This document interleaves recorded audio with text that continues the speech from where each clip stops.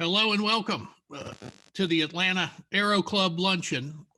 We are using the webcast format in the age of the COVID, and this is our first webcast of 2021 in what we call our Leaders in Aviation Speaker Series, which is similar to what we've done for 37 years, or this is our 37th year at the Atlanta Aero Club in-person luncheons. And we've continued our speaker programs because they're so popular and so much great information comes out. We are very happy to have Kit Darby with us today. Kit is one of the leading experts on professional pilot careers in the United States aviation industry and marketplace. He has assisted over 200,000 pilots in reaching their career goals with the airlines. And during this webcast today, he will cover the U.S. recovery forecast, the job market segments, including wages, benefits, and retirement, pilot supply, demand, and furlough potential, and also trends in pilot training. Is now a good time to start? And we believe it is. I believe it is. And a little bit about the Atlanta Aero Club. We are a chapter of the National Aeronautics Association, and this is our 37th year that we've been operating in the Atlanta Southeast area. And our mission is to promote aviation in all its forms and aerospace, and support those in the aviation industry making the greatest contributions to the industry, and also recognizing those with awards. And we participate in the Collier Trophy selection every year through the National Aeronautics headquarters in Washington. Kit Darby is our guest speaker, and he has a great presentation for you today. But before we start, I want to thank Gulfstream Aerospace, EPS Aviation, Airline Transport Professionals, and all of our supporting business member companies of the Atlanta Aero Club, and all of our members for supporting us and making this program possible. Kit Darby has a long and distinguished career in the aviation industry and is president of kitdarby.com Aviation Consulting, and is an ATP-CTP instructor for Delta Airlines, Delta Professional Services, I should say. Kit has also served as president of Aviation Information Resources and was a 737 and Boeing 717 simulator and ground instructor for Boeing.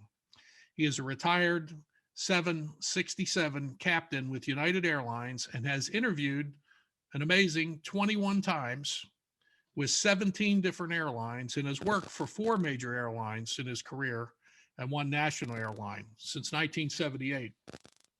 Kit is the author of the Simulator Flying Guide, Beginner's Guide to Becoming a Career Pilot, the Worldwide Pilot Supply Report, Worldwide Jet Transport Simulator Study, and the New Pilot Career Guide. He is also the publisher of Airline Pilot Salary Survey and past publisher of Airline Pilot Careers Magazine, where I used to work at one time, and Airline Pilot Job monthly newsletter. Kit's flight experience is an amazing 24,000 plus hours flight time, and 10,000 hours of that was heavy jet time.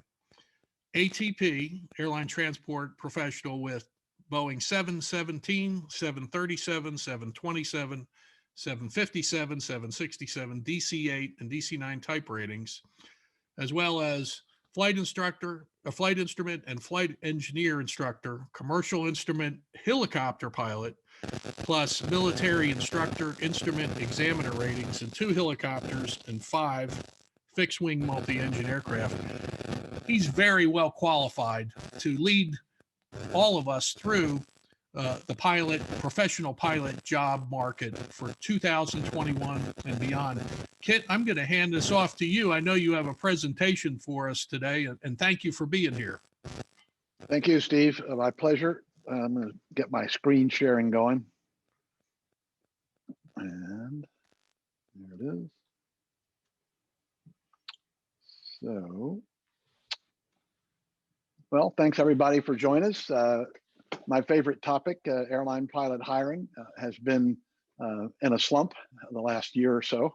We'll talk a little bit about it. I have a slide presentation which will take us the better part of an hour. If you have questions at the end, my email will be on the screen. If I can help you directly, don't hesitate to call or email. So hey, Steve sort of went over my background. In the past, I was a paper publisher, published 5,000 pages a year, newsletters, magazines, and directories. Had about 200,000 members over the years. Back in its peak, about 80% of the people hired were members of our company, and we figured the other 20% were reading somebody else's copy. So we'll talk about the market, impact on pilots, training, and should new pilots begin, and the near-term and longer-term outlook, career values, look at the regionals, business, cargo, flight instruction, a little bit about flying. A lot of people have retired early, might be looking to fly some more, or even to fly after age 65. And of course, what the recruiting environment is today. Up-to-date information is our goal. If you're trying to be a candidate, develop you as a candidate, or if you're training candidates or have someone who wants to be an airline pilot in the future, perhaps this will be useful. Talk about the career values and understand the recruiting environment. So when this all started, I sat down before there was any real information and made a forecast. And this is what it looks like. This is version 1 without any real data. Market had fallen, but had started to fall, but we didn't know how far it was going to go. Updated it with real data. The red line on the left is actual RPMs. And then we weren't sure what was going to happen. It sort of leveled off, thought it might go back down, could go up. We weren't sure. Latest forecast, they have real data now out until the first month of 2021. Things are recovering. It went lower than we thought, but it's coming back up pretty fast. There are some bright spots and still some dim spots. So we really have two different recoveries going. This is IATA data. We can see that the blue, the international revenue passenger kilometers, is very low, still down 20% or down 80%, about 20% of normal. Whereas the domestics come up and leveled off, and it started back up again. The chart's back in November. The bad news, of course, was that it was directly affected by the virus, and everybody was headed up as late as last month. However, we have good news recently. It has started back down again. We're very much in a race to see if we can get vaccinated or whether the new variants that are more contagious will take over. So hopefully we're going to win that race and things will be brighter in the future. This sort of shows the effects on the international. This is the lockdown, starting from the bottom, people getting screened, moving up to quarantine, then some closures, and finally total closures. It shows the different regions of the world and and explains why international travel is so difficult now and is going to have a longer, more difficult recovery. So this is our TSA checkpoints. I might add that it looks really dim right here at 30%, but this is the dark ages. The time between New Year's and Easter is a very low period, the lowest quarter for the airlines. So we shouldn't take that too seriously. The race to get vaccinated and to have immunity. This shows the countries of the world and their progress. Herd immunity is the pink dot on the right, and healthcare workers and high-risk population, the green triangle in the middle, and it's showing somewhere in the middle of the second quarter, which is certainly a reasonable estimate, not the most pessimistic and certainly not the most optimistic. So the good news is there's a lot of pilot retirements in the future that will offset these the slow recovery. Pilots are leaving in large numbers and will for the next 15 years or so. When you put them all together, and it is a percentage game, if you're retiring, if you have 1,000 pilots and 10 pilots retire, it doesn't make much difference. If you have 20 pilots and 10 pilots retire, you're a captain. So it's really all about percentages.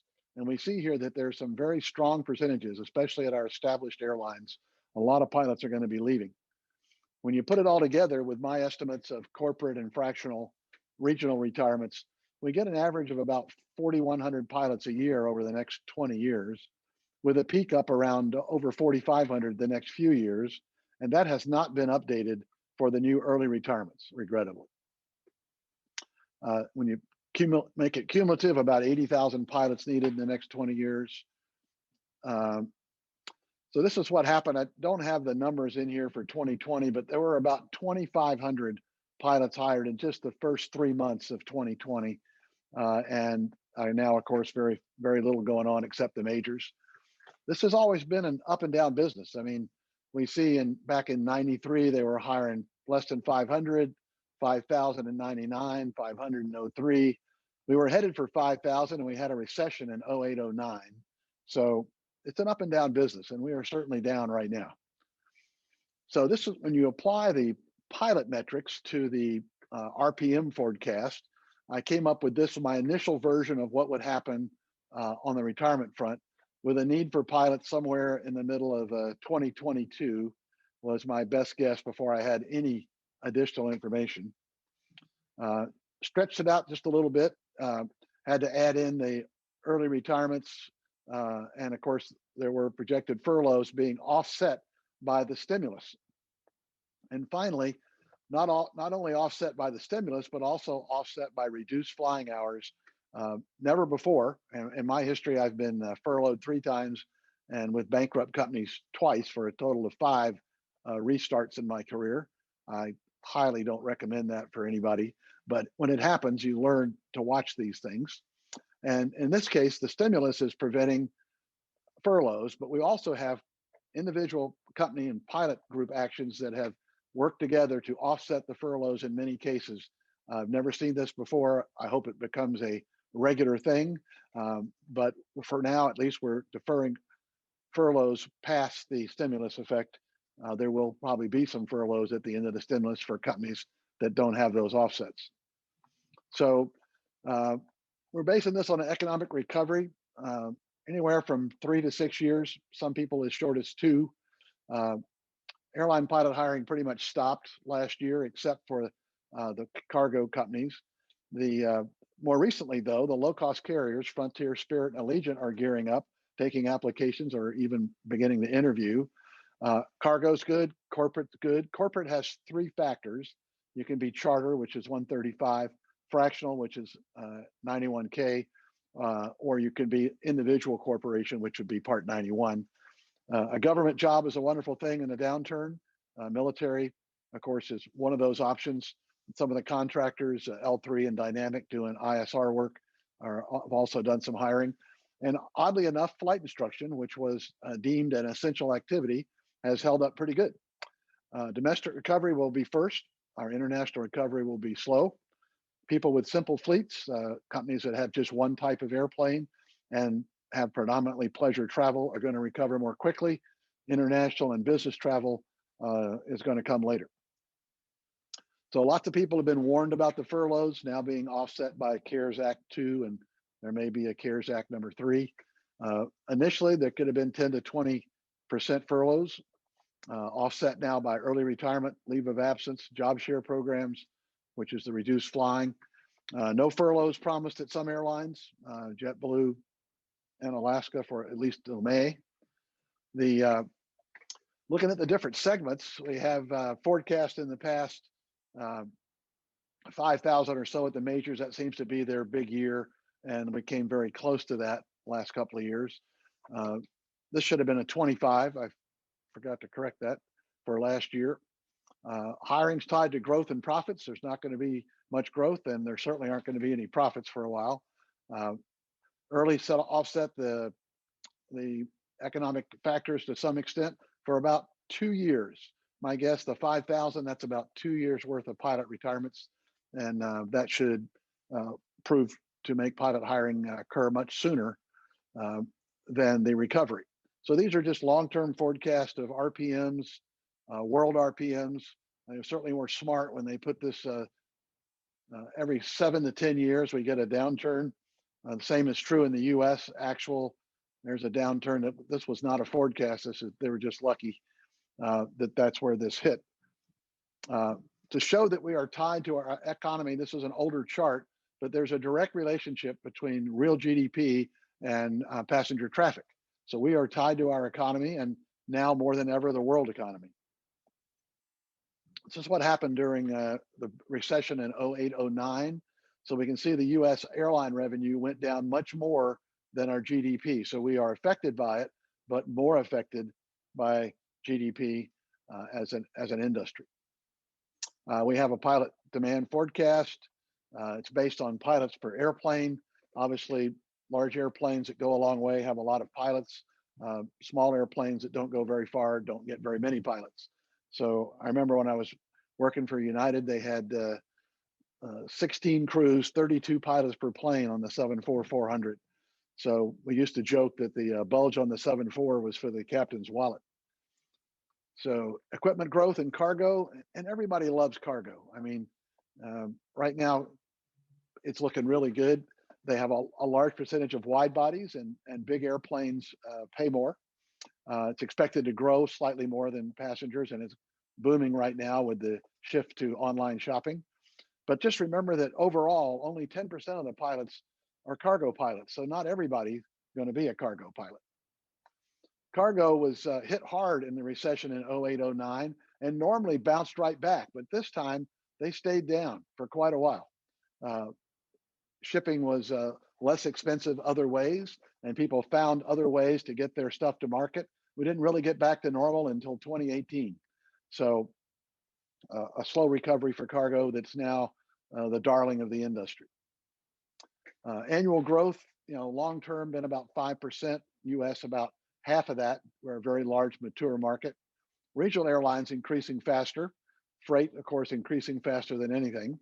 Traffic down after 9/11 about 5%. Iraq War and SARS another 5%. This adjustment's going to be much larger. You can see by the reduction in RPMs that COVID has had an unusually large effect on our business. Utilization, sort of the hidden factor.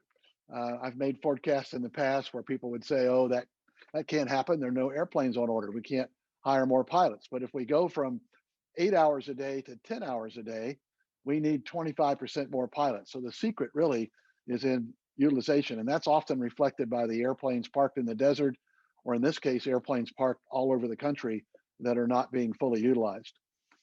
Older fleets have been retired.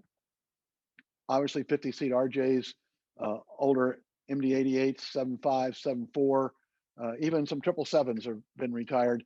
And one of the problems for the recovery could come back, say, to 80% or 85%. But to get back to 100%, we're going to have to replace these airplanes and the pilots that fly them.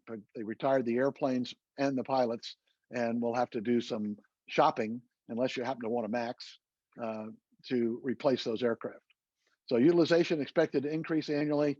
Pilot productivity is near the max. What does that mean? That means if you need more flying, you'll have to have more pilots. You can't just keep increasing the hours per day for the pilot. Typical pilot, this is taken from bid sheets where we look at the actual flying. Everybody knows a pilot that flew 10 days last month and one who flew 20 days last month. The real thing is about 15.2 at about 85 hours for pay. That's about twice that on duty. So 2 times the 85, 170 on duty at the airport in uniform, clearly at work. But most of us consider work when we're away from home. So if you count away from home time, you're gone 240 to 340 hours a month. And that's really the rub. So when we started looking at utilization long ago, the US was the big leader in utilization for well before this. Today, we're just the middle of the pack. Everybody else has learned how to use their airplanes more efficiently, as we had learned early. So pilot retirements, about 50% by 2030. American was the leader, of course. Changing the retirement age to 65 cost us a few pilots, ended in December 2012. We would have retired an additional 2,000 pilots during that period. Early retirements, take 5,000 out over a 2-year period. This is what the normal retirements at United look like. They retire most of their pilots by 2035. This is a major airline. If you took the seniority list in August, we had retirements in the next few years up clear near 800. And if you look at the new seniority list in January, over the next several years, we've lost a big chunk. So it sort of took the peak out. We still have strong retirements, but they're not as strong as they were. They all left early. So these are the different airline retirement programs. This is American, which is the largest. And again, it's not numbers, but percentages. So when you put it together, you have the need for your equipment, and then the replacement equipment, which will come in here. Oops, wrong way. So overall, normally about half growth and about half retirement. But in this particular case, over the next few years, it is mostly retirement. We have a much larger percentage of retirements, and growth is going to be minimal, at least at the mainline companies. So productivity gains will be small. If we take our 1,000 hours, divide by 12, we get about 83 hours a month, and we're pretty much there. So remember, the hard hours is the 83. You have to actually fly those, but you get paid for a lot of other things: minimum day, training, duty time, vacation, sick leave, or trip time. None of those count toward your FAA limits. So pilots regularly get more than the 83 that would appear to be the maximum. Actual average more like 85, and many pilots get much more than that. So there are some risk factors out there. Recession, we have one now. The real question is, will it become a depression? What will the effects of the steps we've taken to counter COVID be on our economy long term? Tremendous pent-up demand, tremendous money in the bank, but it's hard to say. A lot of uncertainty going forward. Labor, this always under pressure, but in this case, if the profits aren't there or if losses continue, then there'll be pressure on labor. The first time ever that we've seen reduced hours to lower the cost as rather than lowering the hourly rate, which means when the utilization comes back up and the pilots are in use, they'll be back to their normal salary without negotiation. That would be a wonderful thing. Furloughs and bankruptcies, 10 to 20,000 pilots at risk of furlough. Hard to say what's going to happen with the CARES, continued CARES support. Oops. Mergers, a lot of pressure. Oh, I'm sorry, terrorism. So yeah, it's going to happen here and there, but never have the big reaction like we did to 9/11. We sort of know it can happen, so it won't be the surprise. Mergers, going to be a lot of pressure on mergers. Most big ones have occurred. However, having said that, companies that are under financial pressure are more likely to seek merger or need merger to survive. Fuel prices are low, at least in the short term. Flow agreements, everybody's got a flow agreement. I mean, if you're a college or an airline or a smaller airline, everybody's got a way to move. Supply is still going to be a big issue in the future. New entrants, very hard to start an airline in this environment. I say that, and then when you look at the government records or the worldwide records, there's 40 failures and 30 upstarts. So failures, yes, but almost entirely offset by other people starting new airlines. There is a theory that it's a good time to start an airline in the down, and then you take advantage of the upswing. The same can be true for pilot training. If you're thinking about starting training or in training, getting started or continuing your training is a good idea. By the time you get trained, which would take 2 years or 3, this is going to be over and the market will be on the upswing. So not a bad time to start. The real risk are those that are already in progress. So if you're a pilot that's in training now, or if you're building your experience, you could get stuck in the time building phase or the regional airline phase longer than you want. Is that a good thing? Well, getting stuck is not good, but if you are then available for the upturn, getting hired early in the upturn does a lot of good things. And one of them is insulate you from furlough in the future. So people that are hired in the beginning of the upturn are rarely furloughed in the downturn. They get enough pilots behind them to protect them from falling off the bottom. So we're looking at fuel prices are a big deal. This is back in 2019. Prices were lower than they had been. But now when we look after COVID hit, the prices were down almost 50%, a wonderful thing. If you're wondering how fuel prices affect airline profits, here's a 1-to-1 relationship inversely proportional to fuel prices and profits. Looking at the average fleet age, the This is taken off of 2019 data, so it has not been adjusted for the retirements. And many of these airlines have had a number of aircraft retirements. That data is not up to date. The airline have not taken all the airplanes off the books yet, so I'll have to wait on that one. If you were wondering still whether airline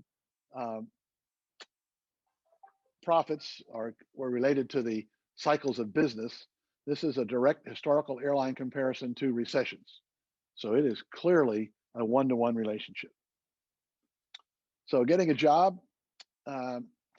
looking at minorities, they are fiercely recruited prior to the COVID crisis. About 6% women, African American up to about 3%, now Hispanic 3 or 4%. They are hired younger with slightly lower flight hours, which means if you meet minimums in these categories, you should apply. Foreign flying, which is was booming. We had pay rates up over $25,000 a month. Is starting to recover a little bit in Asia, not so much elsewhere, but China pretty much back to 100%. And their Emirates the other day said that their furloughed pilots could reapply. So they are starting to see a little upturn.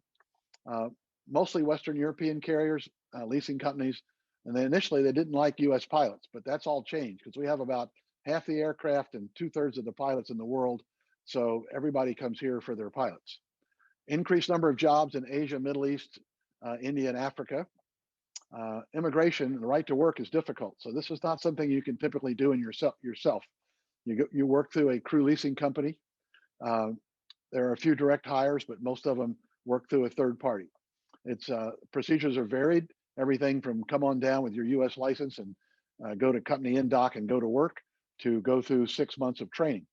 You need to check in with people that are already there to see what it's really like.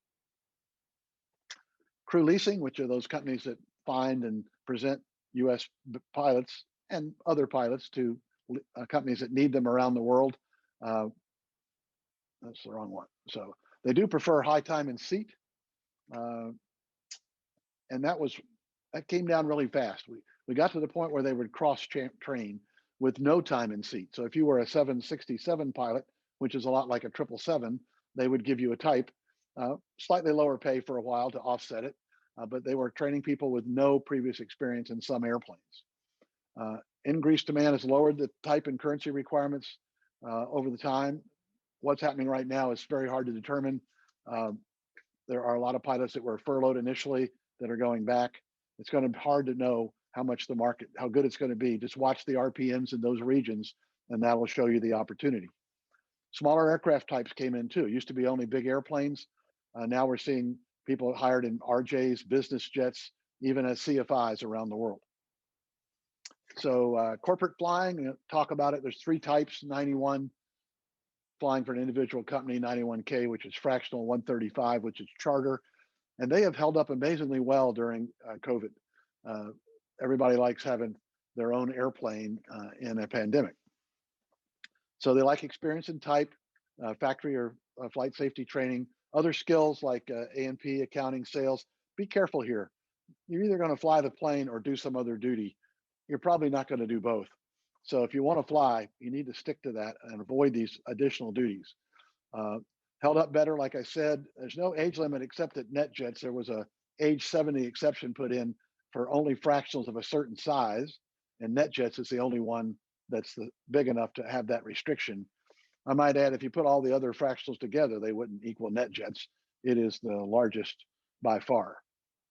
So fractional requirements, I won't go over them here, but it's pretty much the same as a major airline, and the compensation at NetJets is about the middle of the major airline category. Nothing new here. This is old stuff, but just to show you a lot of different types involved. So if a person was going to go out and buy a type rating, spend money to qualify for these jobs, make sure you do it in a fleet. There's a lot of airplanes, so you have a lot of job possibilities. My example is a Hansa jet. There are no Hansa jets. So getting a type rating, there's like 2 in the United States. So don't waste your time. Large cargo carriers, plenty of pilots and aircraft. There are more of them interviewing. I suspect those are the only ones showing they're interviewing. The regionals, I show nobody interviewing. That's changing. We now have 3 or 4 interviewing, PSA, Horizon, a number of companies that have started interviewing again. They've recalled their pilots on furlough and people are going back to work. So that's way sooner than we thought. Not everybody, but a few companies are doing that. Regional pay had come way up. We had back, up until 2014, 24,000 a year. And over the space of 5 years, it doubled. Of course, that's partly bonus. We're not sure about the status of the bonus right now, but even the base pay is at least 50, 60% higher than it was at that time. Major airlines, a couple of cargos. I said 2 LCCs, it's now 3. We got Allegiant, Spirit, and Frontier. Of course, the normal hiring would be about, if you had a 30-year career, about 3.3%. So there have been years when we double that. And then, of course, now only the first part of 2020, and there'll be a little hiring at the cargos and the ultra low cost carriers in 2021. So low cost have been taking market share away from the majors, as far back as you want to go for 20 years. So that's continuing. And a lot of these low cost carriers are planning to grow out of the recession here. We'll see if they can do that. But look at from the last 10 years after the last recession, Delta, United, American, the big 3, Southwest, if you want to add in, make it the big 4. But look at the growth rate of the low cost carriers. They are really doing good. So in the past, these carriers were sort of second class citizens. They didn't have nearly as good a pay. They didn't offer as good a retirement program, but they have really improved their contracts over the last few years. So they have much better pay, much better retirement, and perhaps a chance for more rapid promotion. So these are no longer stepchildren in the major airline category. They are good, valid careers and should be examined. So 30-year career worth 9 to 14 million. My main business is Expert Witness, and I build career value models for pilots, corporate, military, regional, and major airlines. And these are the values that I calculate, adding their pay, benefits, and retirement for a 30-year career. FedEx and UPS are at the top. Other major airlines, about 12. They have excellent retirement pay and benefits, and will continue to do so even after this pandemic. Lots of opportunity to upgrade, lots of different airplanes, different bases, good quality of life, even after the cuts ahead. There'll be reductions perhaps here and there, slower pay raises, no pay raises for a while. But when you get back and compare, if you're going to work as a professional pilot, it's hard to find a job that offers the time off, the flexibility, and the income of a U.S. airline pilot. Almost 100% unionized. We work hard to keep what they have during hard times like this, and then regain it during good times, which we were successful in doing after the last recession. So the pay is about 2/3 of W-2, but there's another third that we don't see in benefits and retirement, profit sharing, that type of thing. They're very substantial. So here's the career values laid out, the average being about 11, a little less than 11. There's a pay rates at a number of major airlines as high as $3.53 an hour. You can add 3 zeros to that to see what it's worth per year, fly about 1,000 hours a year. So this is the build of the retirement programs. All these companies came up to 15% retirement, which is a huge increase over time.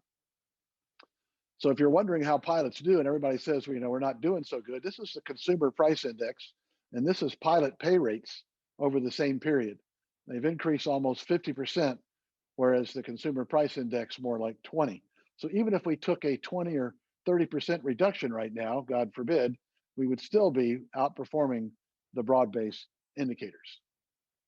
So this is the major airline pay increases that I've tracked over the past 10 years, and those that are on the books, which are very doubtful right now for the future. And the average increase over time, which you can see is well above the 2.3 of the Consumer Price Index. This is the results of profit sharing. Some airlines didn't have profit sharing or have small profit sharing, but overall worth about 5.5% as we go along. The National Business Aircraft is the best corporate pay indicator. The numbers in green come from their survey, and the rest of it I've interpolated from the larger airplanes and the longer years of service. Sort of shows what corporate flying is like. Can be very competitive with airline flying.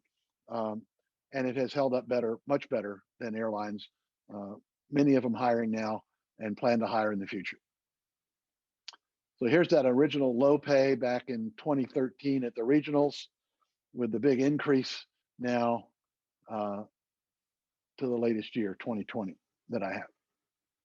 Major airlines, average for the passenger airlines starts at 73, quickly over 100 on average, top pay about 279. Cargo starts lower, quickly jumps up higher and stays higher for the career. So where the jobs are, we talked about cargo, corporate, being fractional, charter, and Part 91. Government, military government jobs, well, there's no better place to be than in the military or with a government job during a recession or, God forbid, a depression. Flight instruction, large and small aircraft still doing good. International crew leasing, recovering primarily in Asia. Some LCC airlines are planning to grow out of the recession, the Frontier, Spirit, Allegiant.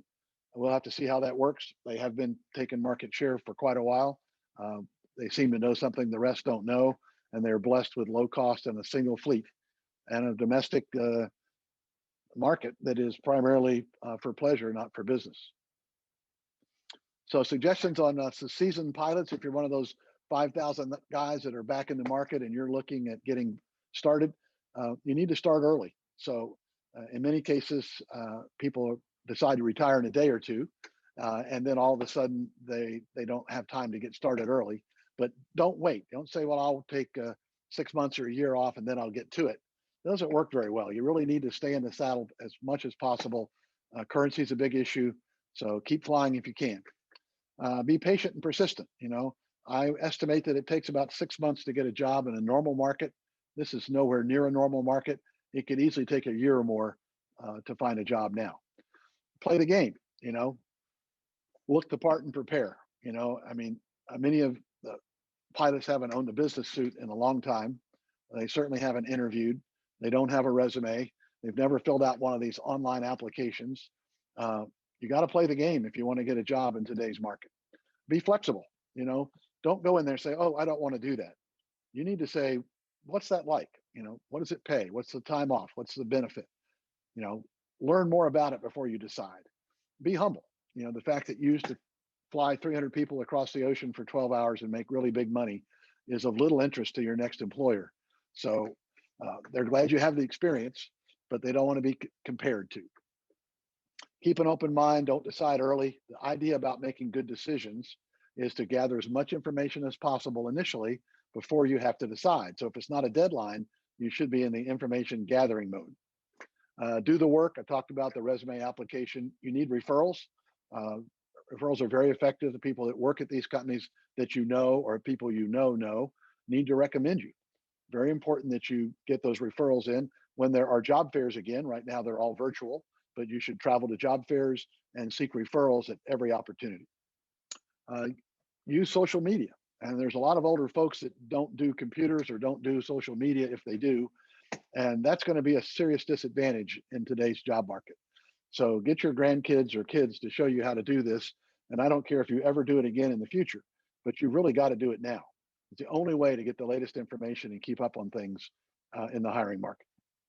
Stay in the saddle. Like I said, don't take a break. And you'll do well if you never say the words, that's the way we used to do it at X airline. It just confuses the issue. I mean, you're trying to learn a new way. It confuses the other students that are there. And of course, the airline that you're saying it to absolutely hates it. So I highly recommend that you do that. So we have time for some questions. I don't know if any have come in or not. There is a chat box there. I didn't see questions up. If you want to add that feature, Steve, you could. But that's it for now. And I have my email here on the bottom. If you have questions, I'll take them by email as well for today. And otherwise, we'll end this and see if we have some questions. Yeah, we did get a question in from Elaine. She wanted to know your view on female pilots starting their career at age 40 plus. Is that something that is possible to do in this market? Actually, it is. I mean, the female thing, of course, there's only 6% qualified females, so they're actively recruited. They will have a very warm place in the recruiting market. But the fact that you're 40, in the old days, when I was getting hired, there were age cutoffs at 30, 32, whatever, and they didn't hire older pilots. And I'm not really sure why, but the theory was that you hire them young, you train them, and you keep them a long time. That worked good in the industrial age, but it doesn't work well for pilots because pilots have recurrent training requirements. So the only difference between a 30-year pilot at the airline and a 3-month pilot at the airline is company indoc. That's about it. I mean, 2 weeks of training, because you go back through the same training for pilots that are with the airline each year, whether you've been there a long time or not. So there's no big savings.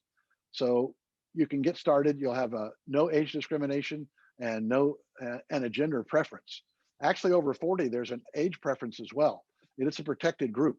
So not only would a woman over 40 be protected by her gender, but she would also be protected over 40, which means they have to hire the same percentage of qualified people that apply over 40. So your job would be to get qualified and experienced as quickly as possible. And you could still you work till 65. So if it took you 5 years to do this, you could have, a generous career remaining even at 40. There's lots of career changers now. Lots of people, other people, not just females, but males as well, that are starting later in life and are successful. We've got a few more questions, Kit. One is from Michael. He's asking, what is the outlook for US ERRA exemptions? Airlines relaxed exemptions during the pandemic. Will this continue, i.e. military leave? I'm not sure what the US ERRA is, but. Yeah, I'm not either. Maybe he could type out that. Mike, let us know what that is.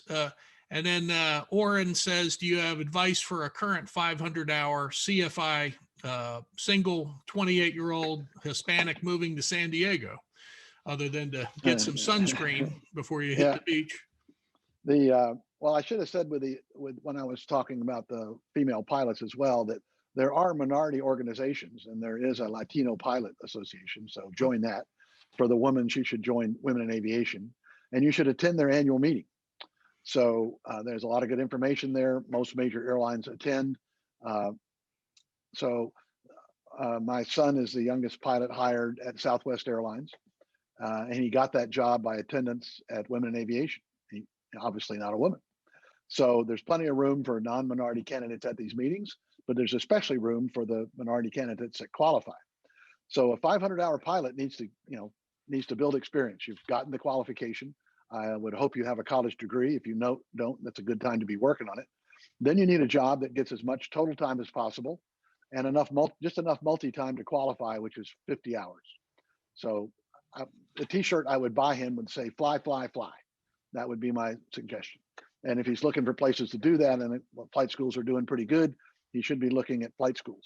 Now, normally flight schools prefer to hire the students that they train themselves.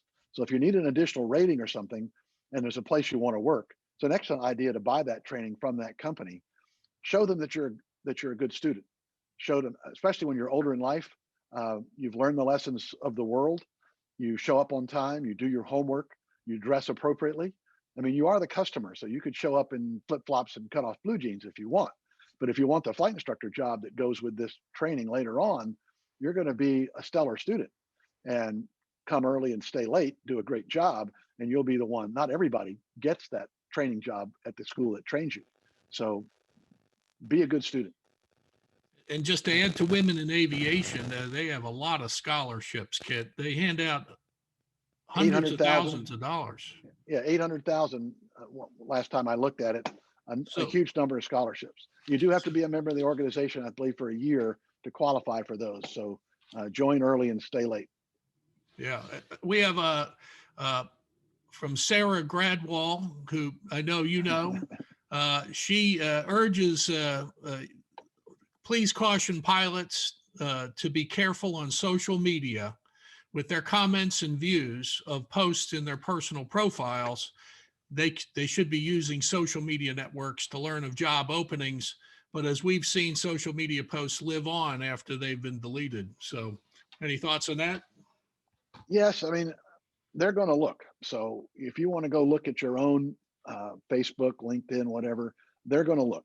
Whether that's right or not my decision, but they're going to look. And when they look, if you're there with 4 steins of beer and a bleary-eyed look, and in obvious circumstances where you shouldn't be, perhaps, that is inappropriate.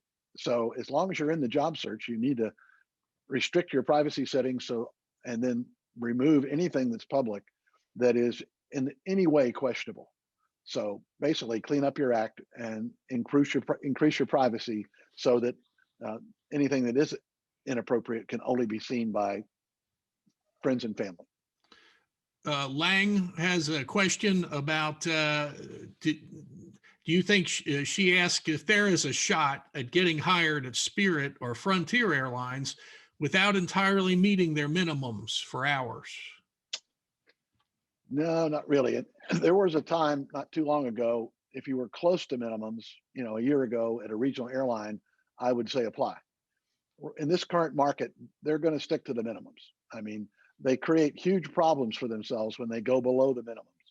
So as a minority candidate, you might get hired right at the minimums, but they're not going to go below the minimums, because if they're ever in a court situation, they look back at what they did in the past, and that becomes their new minimum.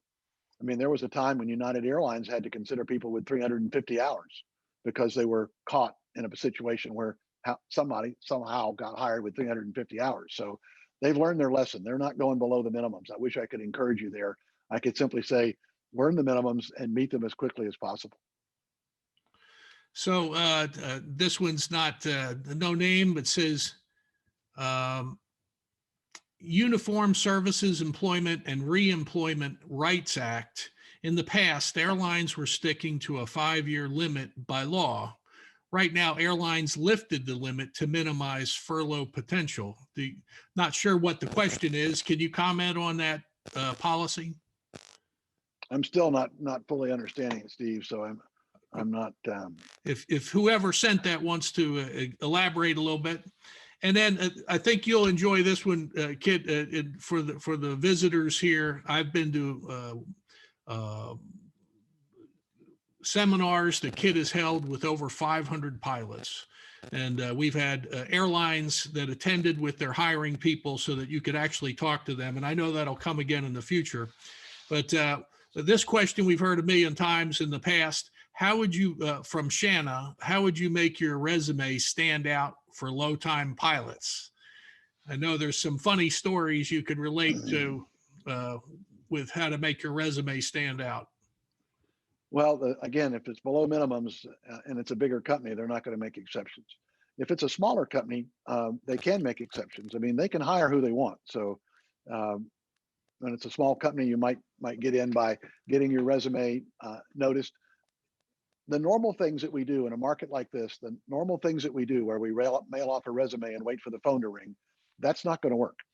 I mean, this is a very, very tight market. A lot of people looking for work, not a lot of growth going on. So we need to think about it. I say be a hornet, and I hate to turn you into an insect, but if you just sit there and wait for the phone to ring, it's not going to work. You're going to have to do extra things. That means, and the airlines watching are going to cringe, but you need to, employers, call them, write them, visit them, network. And when you're all done, do it again. I mean, you need to be just short of obnoxious. And I have this saying, if nobody's told you to back off lately, you may not be trying hard enough.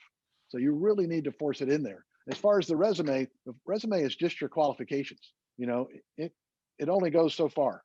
So the resume itself, quite honestly, you can't make it a color. It's the content of the resume that's going to ring the bell. And right now, you're going to stand on whatever your qualifications are. So look out there and understand what the broad range of qualifications are, and add qualifications and experience as best you can to meet those requirements. In the old days, maybe they would pay for your ATP-CTP course. Well, now maybe you need to pay for your own. You might want to get a type rating. I'm not sure where this person is. If it's a low-time pilot, we wouldn't really recommend a type rating below the 1,500 hour level. Once you get to 1,500 hours, it might make sense to buy one. At 500 hours, it doesn't make sense to buy one. So that's all I know. I mean, I can't make the resume stand beyond its listed qualifications. And question for you, Kit, is about the resume process now. Is everything online?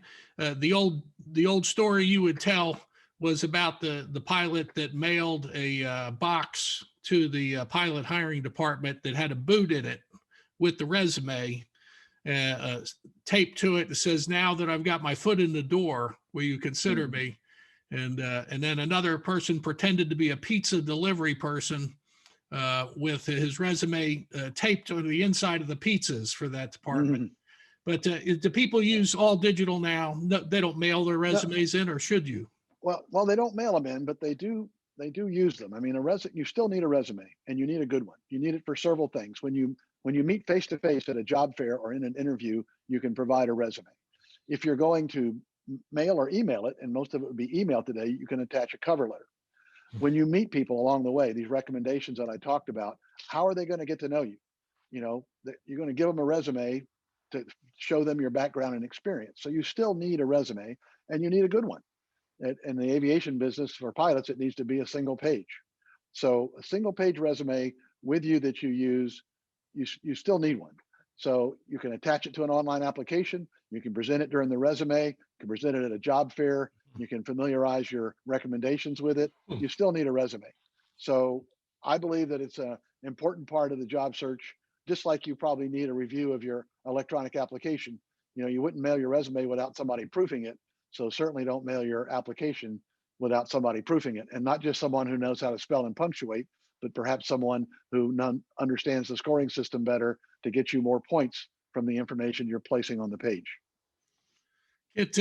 We heard back from Sam that the USERRA is actually military leave, is what he was asking about. How can you parlay that into the job process? The only thing, the airlines want you to be available for training without interruption. And they've been burned many times in the past. So they pretty much only accept terminal leave now. So they're not going to take other types of leave. They're only going to want terminal leave, where you transition to fully available at the end of that. So if you're trying to get a job and you're in some other status, that's probably not going to work. Okay. And then William would like to know, would you repeat the best and most prolific corporate aircraft types to improve the corporate job potential in that market?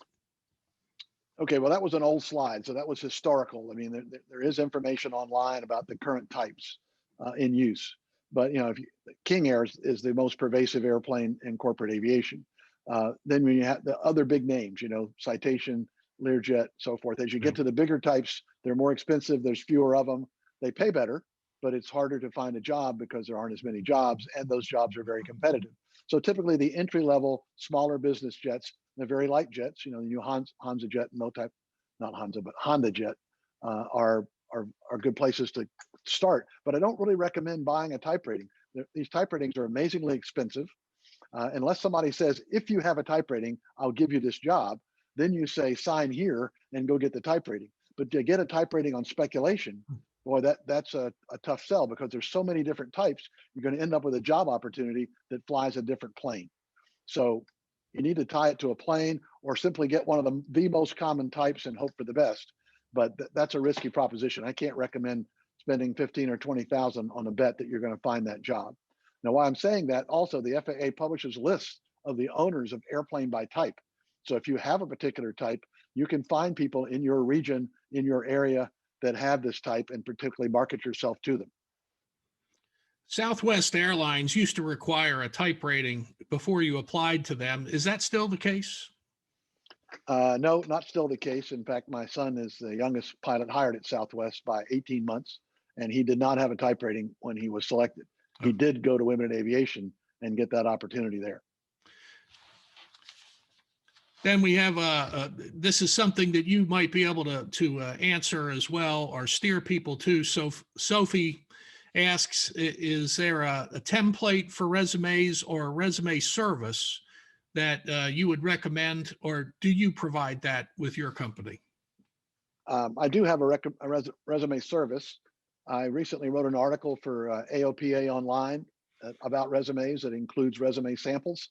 And my own website under career development resources are samples of pilot resumes. So it is heavily formatted. The problem pilots have when you give them a format is achieving that format. It's heavily formatted, so it's hard to do. But that's the information you need to get on there. Basically, your resume needs to meet all the minimum requirements. So if they have a minimum requirement, you need to have it on your resume. The cover letter the same way. We would use the cover letter to use topic first sentences that explain how you meet or exceed the minimums for that company. They can go on to say other things, but you need to show them on the resume and on the cover letter that you meet or exceed their minimums. That's what they're first looking for. When they first look at it, they want to say, does this person qualify? Then if they qualify, are they competitive, which is the next level up. So you need that information on your resume. And, as you get more experience, especially some of these retired pilots, really hard to get everything on one page.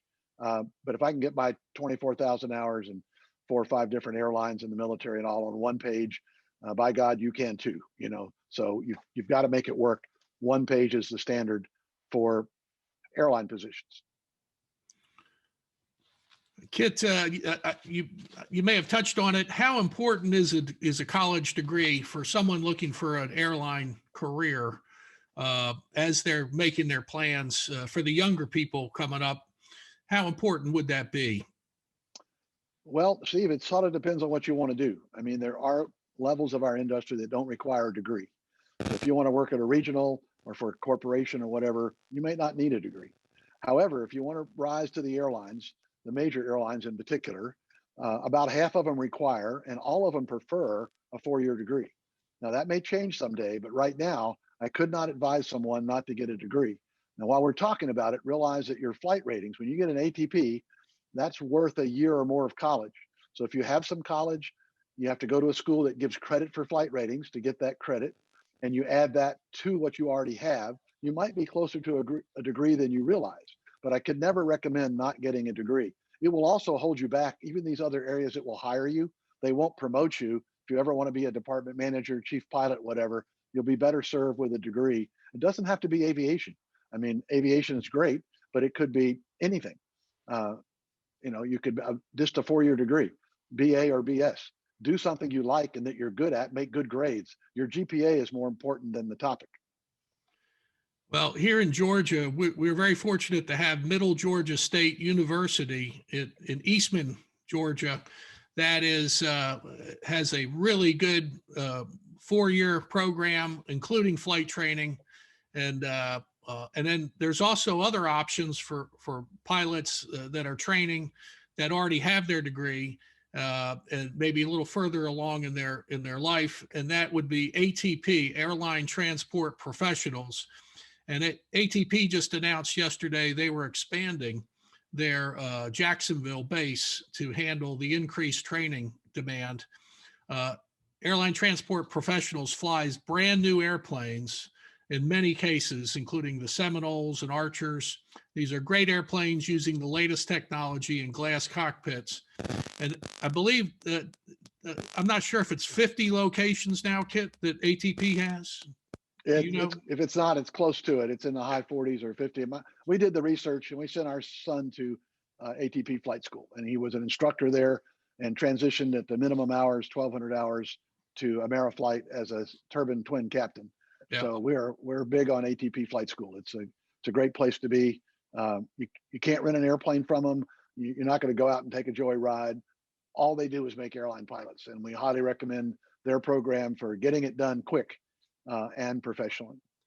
And I know from our last webinar with John Lauder at Delta Airlines that there's a program that they have is it the Halo program that's connected for careers with the airlines with ATP? Do you know? Well, I don't know the details of that program at Delta, so I'm going to have to. I believe it's on their website. So if you'll check out their website, they'll have the details of that program for you. Well, we are about towards the last couple of minutes here of this Atlanta Aero Club webcast. Kit, I suspect there's a lot of people and also some more questions coming in while we're talking. How can people contact you after this session to get additional information? Well, I did have my email up there last time. So it's just my name, kitdarby@gmail.com. Works good. I have a phone, 877-334-2939. You're welcome to call and email anytime. I'll take those that were participating in today's meeting, take their questions throughout the day. Regrettably, I normally have a counseling service where I provide resume review, application review, and career counseling by phone or Zoom for a fee. So, but I'll do what I can today to get the questions answered. And if there are more questions, I can continue past the hour if you need. Well, there is. There actually, if and it's up to everyone to stay and come and go as you please. Elaine asks, can Kit say something about EASA, which is the European FAA, and the FAA conversion of licenses, how that works? Well, I would be outside my realm of expertise if I told you I knew exactly how that works. So I know there are reciprocals, and you should be able to make the conversion. Realize that if you want to work in the United States, you need the right to work. So my expertise is really the U.S. So if you have to have the right to work in order to be successful here. So whatever your other licenses are, you're going to have to convert them, and you're going to have to immigrate. You have to have the right to work, a green card, as we call it, to work here. There are a couple of airlines that have made some arrangements with certain countries, like Australia, to bring in pilots when we were at our peak, and they would work with them. But in general, a company is not going to sponsor you. So if you're trying to come from overseas, they're not going to take the act of sponsoring you. You're going to have to find a way to get the right to work elsewhere, perhaps in another job. There's always marriage, the lottery, there's a whole bunch of different ways to do it. There are companies that specialize in helping people immigrate. So you can find those. There are fees for their services, of course, to help you get into the country. But basically, you must immigrate in order to work. I'd like to point out as we get ready to wrap this up, we're right at the top of the hour, that the Atlanta Aero Club is going to continue holding these seminars, these virtual luncheons, if you will, speaker series. And we hope that you'll continue to join us for these. If you'd like to learn more about the Atlanta Aero Club, we're a chapter of the National Aeronautics Association, go to atlantaaeroclub.org. And I want to especially bring up the fact that EY's Communications is our marketing company, and the people there are the ones that do our website and do our social media and collateral materials for the Aero Club, and they do it primarily pro bono. And so I would highly recommend any company, whether you're in the Atlanta or Southeast area or in the United States anywhere, to contact them. Their information is on our website, and it's called EY's Communications. And Joanne Sanders is the president. She'll be happy to talk with you about what your needs are. And I can give you a double thumbs up on our experience with them, and highly recommended. So I want to mention that. And I'd also like to point out that for those of you interested in corporate aviation, this magazine, AvBuyer, I'm the U.S. publisher of this publication, has a website, avbuyer.com, with over 2,000 aircraft listed for sale. And if those of you remember the old trade-a-plane days, we had about, when I was there, we had about 2,500, so not much less. And it's primarily corporate and helicopter. Look on there to see what the most prevalent types are to target what you'd like to go for in a corporate world. Kit, I want to thank you for being here. And I want to thank everyone for attending and for your comments. You can reach me at schamp1@aol.com, or just go to the question page of the Atlanta Aero Club.org. And we hope to see you next time. And this is, in spite of all we've been through with this pandemic, Kit Darby broke that down for you so you can make intelligent decisions about how to proceed. And what I took away from that was that aviation and as a pilot, career pilot, is still a great career, and there's lots of opportunities. So I encourage you to get out there, get your ratings, go to some of these great schools and college programs that we talked about, and make this your career. Because if you love flying, this is the best way to do it, getting paid for it. Steve, So, I know I anything used else?